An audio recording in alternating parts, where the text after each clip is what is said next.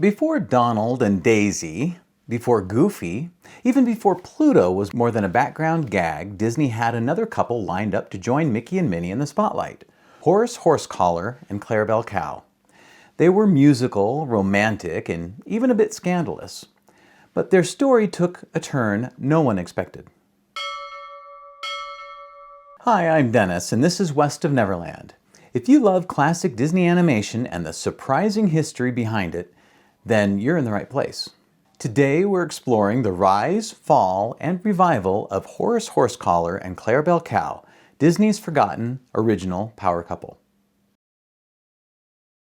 When we rewind all the way back to Plane Crazy in 1928, most fans agree that we catch our very first glimpse of Clarabelle Cow.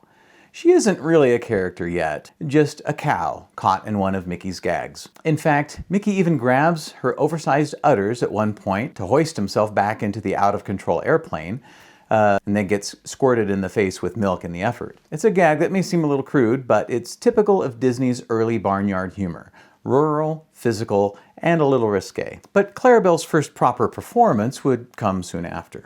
In 1929, Horace Horsecollar makes his debut in The Barn Dance. Horace arrives as a yet unnamed beast of burden horse, pulling Mickey on a trip to pick up Minnie for a barn dance. He's already got a spark of personality, playful, a little mischievous, and not above gawking at Minnie's bloomers and getting in the way of Mickey's attempts to get romantic with Minnie. Audiences noticed too. The Film Daily's review of the short, The Barn Dance, singled out the horse as one of the funniest cartoon characters seen in the animateds, showing that even at this early stage, Horace was stealing laughs and standing out from the barnyard crowd. Then came The Plowboy, later that same year,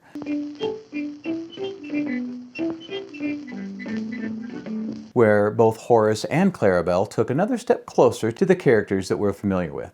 Horace is mischievous, full of energy, and instantly attracted to Clarabelle. Meanwhile, Clarabelle starts to show more human traits. And when Mickey steals a kiss from Minnie, who promptly dumps a bucket of milk on his head, it's Clarabelle that laughs the hardest. By the end of 1929, Disney had turned what were once background animals into something more. Distinct personalities that could return in new shorts, interact with Mickey and Minnie, and even form a couple of their own.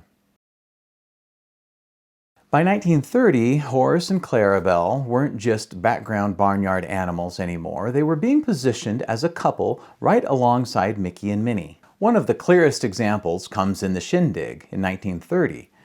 Horace shows up at Clarabelle's house to pick her up on his motorcycle. But instead of knocking at the door, he tugs on her tail, which is hanging out of a hole in the wall, which makes the bell around her neck jingle like a doorbell. This is a gag that years later, Walt Disney used in his Disneyland television episode, The Plausible Impossible, to show how animation can take something impossible and make it feel completely believable. Like the fact that pulling on the tail of a cow can ring the bell on his neck because it's connected by the spinal column. And so it seems entirely plausible that pulling her tail would ring the bell.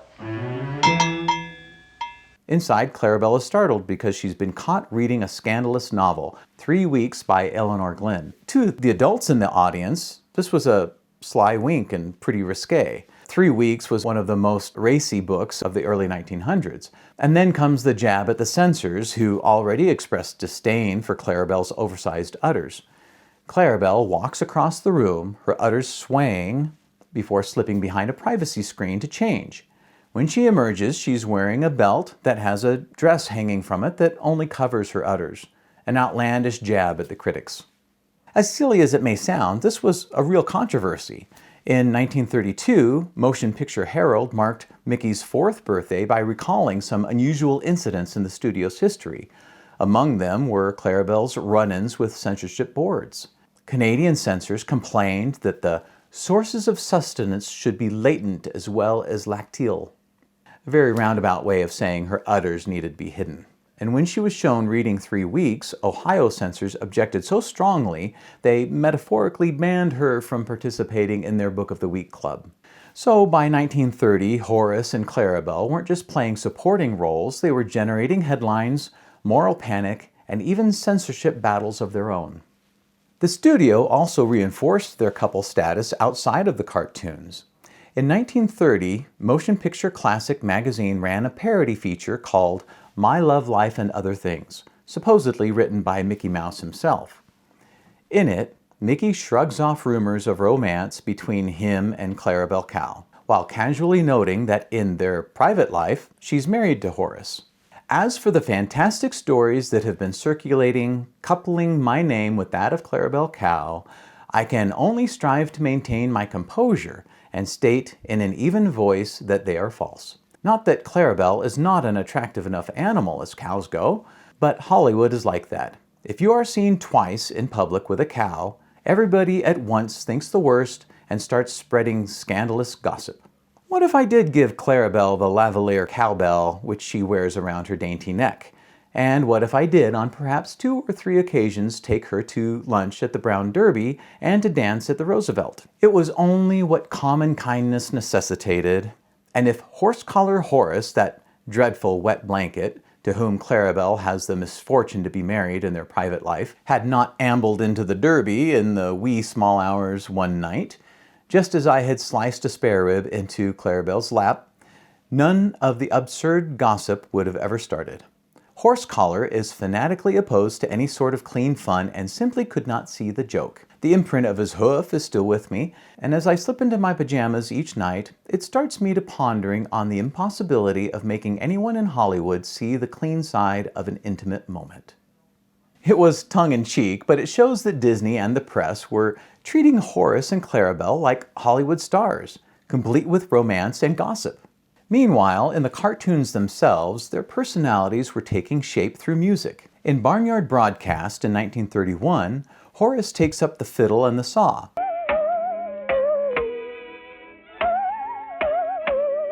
while Clarabelle sits at the piano. In later shorts like Blue Rhythm and the Band Concert, the drums and flute would become their signature instruments. By the early 1930s, Horace and Clarabelle had firmly settled into their roles as Disney's second power couple. They weren't just part of Mickey's barnyard anymore. They were part of his inner circle, with their own identities, relationships, and even scandals. If you're enjoying this deep dive into Disney history, hit that like button and subscribe. I've got plenty more stories like this coming your way. By the mid-1930s, Horace and Clarabelle had become regulars in Mickey's ensemble. They weren't just filler characters anymore. They were stars in their own right, sharing the screen with Mickey, Minnie, Donald, and now Goofy. In Orphan's Benefit in 1934, Horace, Clarabelle, and Goofy perform an acrobatic dance routine. At first, it looks like a graceful dance act, but it quickly turns chaotic as Clarabelle gets tossed back and forth between the two of them. For audiences, it was pure slapstick. Looking back, it feels like it could be a symbolic tug of war, Horace on one side, Goofy on the other, Clarabelle caught between the two of them. This love triangle becomes even clearer in the Band Concert in 1935.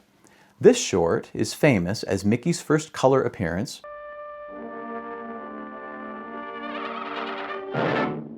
but it also marks Horace and Clarabelle's official color debut. Clarabelle having appeared in color in the parade of award nominees previously. True to form, Horace is on the drum while Clarabelle plays the flute. But what really stands out is the subtle flirting between Clarabelle and Goofy during the performance.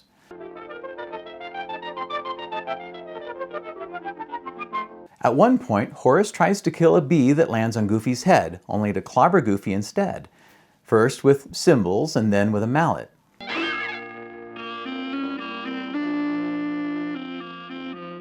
Whether it was meant as jealousy or slapstick, the tension between the three characters is undeniable. Clarabelle, meanwhile, was starting to shine on her own. In Mickey's Fire Brigade in 1935, she plays a co-starring role, obliviously taking a bath and practicing her singing while her house burns down around her. When Mickey, Donald, and Goofy rush in to save her, she fights them off tooth and nail, assuming that they're peeping Toms and not there to rescue her from the fire. It's one of her most talkative and expressive performances in the entire Golden Age. Horace, on the other hand, was beginning to slip into the background. Even as Disney was promoting him as one of their top stars, he was losing screen presence to Goofy. In 1936, when Walt Disney switched distribution from United Artists to RKO, trade ads proudly listed Horace Horsecollar alongside Mickey, Minnie, Donald, Pluto, and the Three Little Pigs. Disney clearly wanted theater owners to think of Horace as one of their marquee characters. But the reality was different. That same year, Motion Picture Daily published a review of the cartoon Moving Day. The critic praised Horace Horsecollar for a hilarious piano gag trying to load a piano onto the trailer. But the thing is, Horace wasn't in the short at all. It was Goofy.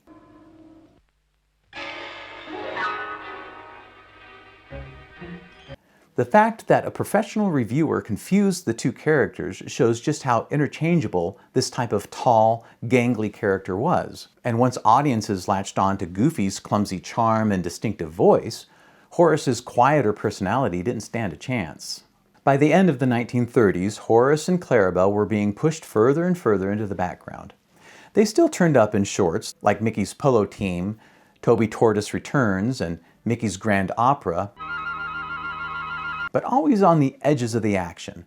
Their last significant Golden Age appearance came in Symphony Hour in 1942, where Horace plays the trombone and Clarabelle the violin as Mickey struggles to keep his orchestra together. They get a few laughs, but by this point, the spotlight belonged to Mickey, Donald, and Goofy. They made a final cameo in the Canadian War Bond short All Together.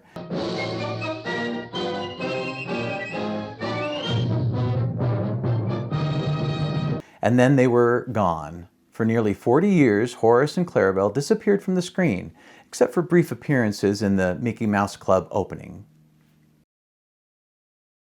For about 40 years, Horace Horsecollar and Clarabelle Cow were gone from the screen. But in the 1980s, Disney started dipping back into its classic stable of characters, and the forgotten couple trotted back into the spotlight. Their first real re-entries were small. They share a brief cameo, dancing together at Fezziwig's party in Mickey's Christmas Carol in 1983, and then pop back up among the many other tunes in Who Framed Roger Rabbit in 1988. In 1990, Horace finally speaks on screen in The Prince and the Pauper. We better tell the prince. He'd want to see him. You are the prince, sire. Oh. He's the prince's stone-faced tutor, voiced by Bill Farmer, who is also the voice of Goofy and has continued voicing Horace ever since. That performance gave him a distinct, slightly pompous voice and gave Horace the most defined personality he'd had since the 1930s. Through the late 1990s and 2000s, TV gave both characters a second life.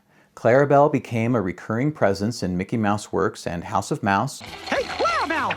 The stud's here to see ya! Horace Horsecollar! Beyond animation, the comics have long treated them as fuller characters. Horace first appears in the Mickey Mouse comic strip on April 3, 1930. In print, he's frequently cast as a boastful show-off who helps Mickey on his adventures, a role that Goofy later inherits also. They've even appeared in video games, including Kingdom Hearts. Oh, I'm sure you will, Captain Useless. Horace also plays a major role in the Epic Mickey series. And in the Disney parks, Clarabelle is the more regular presence, while Horace appears more rarely and often for limited offerings or special nights. Horace Horsecollar and Clarabelle Cow may not have stayed in Disney's main spotlight, but their journey from Barnyard extras to Disney's second power couple, and later to nostalgic cameos, comics, and games, reminds us how fluid the studio's cast once was. Even if they never became headline stars, they still left a lasting mark on Disney history. So what do you think? Do you think Disney should bring Horace and Clarabelle back as a featured couple? Or do you like them better as hidden gems and deep cuts? Let me know in the comments. I'd love to hear from you. And if you enjoyed this deep dive, I think you'll love my video on how Dippy Dog became Goofy, Disney's most unlikely legend. Go ahead and check it out, and I'll see you real soon.